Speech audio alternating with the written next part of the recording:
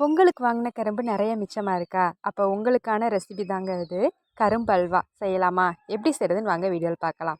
அதுக்கு நான் 2 துண்டு அளவு கரும்பு எடுத்து அதோட தோலெல்லாம் சீச்சிட்டு நல்லா சின்ன சின்னமாக வெட்டி வச்சுருக்கேன். இப்போ வெட்டி வச்ச கரும்பை நல்லா தண்ணியில் அலசிட்டு ஒரு மிக்ஸி ஜாரில் போட்டு அரைச்சிட வேண்டியது தான். கொஞ்சமாக தண்ணி ஊற்றி அரைச்சிக்கோங்க, அப்போ தான் நம்மளுக்கு சாறு கிடைக்கும். இந்த அளவுக்கு அரைச்சதுக்கப்புறம் சாறு எடுத்து வச்சுக்கலாம். இப்போ நம்மளுக்கு கரும்பு சாறு ரெடியாக இருக்குது. அடுத்து மாவு ரெடி பண்ணிடலாம். 2 ஸ்பூன் அளவு கார்ன்ஃப்ளவர் மாவு, 2 ஸ்பூன் அளவு கோதுமை மாவு. இந்த 2 மாவையும் கொஞ்சமாக நம்ம எடுத்து வச்சுருக்கோம் இல்லையா கரும்புச்சாறு, அதை ஊற்றி நல்லா மிக்ஸ் பண்ணி எடுத்துக்குவோம். கட்டி இல்லாமல் நல்லா தண்ணி பதத்துக்கு நல்லா மிக்ஸ் பண்ணி எடுத்துக்க வேண்டியதுதான். இப்போ மாவு ரெடி ஆயிடுச்சு. அடுத்து 1 கப் அளவு வெல்லம் எடுத்திருக்கேன்.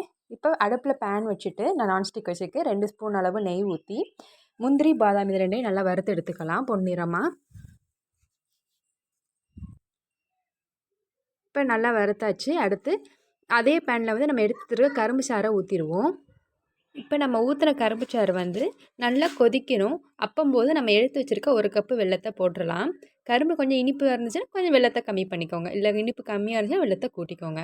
இப்போ நல்லா கரையணும். இதுக்கு வேறு பதம் எதுவும் தேவை கிடையாது. இப்போ வெல்லம் நல்லா கரைஞ்சிருச்சு. இப்போ நம்ம மிக்ஸ் பண்ணி வச்சுருக்க மாவை ஊற்றிடலாம். மாவு ஊற்றினோன்னா உங்களுக்கு நல்லா திக்காக ஆரம்பிக்கும். கைவிடாமல் கிண்டுங்க, கட்டிப்படக்கூடாது. இப்போ பாருங்கள் நல்லா கெட்டியாயிருச்சு. இப்போ இந்த டைமில் வந்து நான் 2 ஸ்பூன் அளவு நெய் ஊற்றி நல்லா மிக்ஸ் பண்ணிக்கிறேன். இன்னும் நல்லா கெட்டியாகும். அடுத்து நம்ம வறுத்து வச்சுருக்க முந்திரி பாதாம் போட்டுடலாம். நல்லா பேனில் நல்லா ஒட்டாமல் வருது பாருங்கள். இந்த மாதிரி நல்லா ஒட்டாமல் வரணும். இப்போ நம்மளுக்கு அல்வா ரெடி ஆயிடுச்சு. இதே மாதிரி நீங்களும் வீட்டில் ட்ரை பண்ணி பாருங்கள். நிஜமான டேஸ்ட் ரொம்ப நல்லாவே இருந்தது. ட்ரை பண்ணி பார்த்துட்டு எப்படி இருந்ததுன்னு கமெண்ட்டில் சொல்லுங்கள். மறக்காமல் நம்ம சேனலை சப்ஸ்கிரைப் பண்ணிடுங்க. அடுத்த ஒரு சூப்பரான வீடியோவில் சந்திப்போம். பாய்.